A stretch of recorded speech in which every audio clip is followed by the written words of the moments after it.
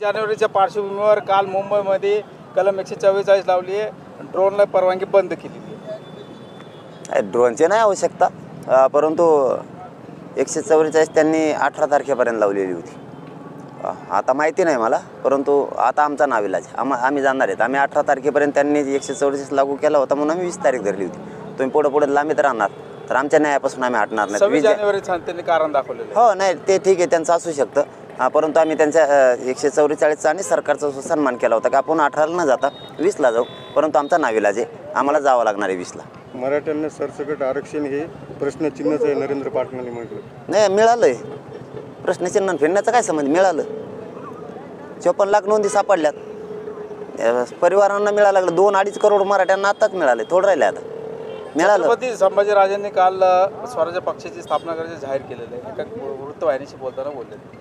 तर त्यांनी तुम्हाला आमंत्रण दिलं तर तुम्ही सुद्धा निवडणुकीत उतरणार का? नाही नाही, राजकारण माझा विषय नाही आहे. मी सामाजिक काम करतोय, समाजासाठी काम करतो, करत राहणार.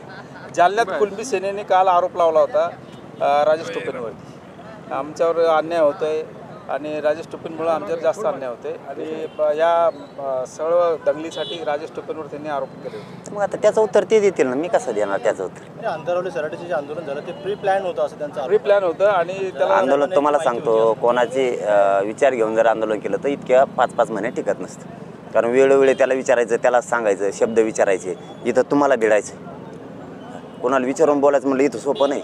इथं चांगल्या बत्ती बोलू होती. 20 तारखेला आमरण उपोषण आहे तुमचं मुंबईला, आणि व्यवस्थे संदर्भात सरकारसोबत काही चर्चा वगैरे काही? नाही आता ते करायचे नाही त्यांचं, पण आम्ही तयारीने चालू व्यवस्था करून सगळी. तेवढा एकच प्रॉब्लेम आहे आमचा फक्त, आता तेवढा त्यांनी केला तर बरं आहे. काही निरोप आलाय का?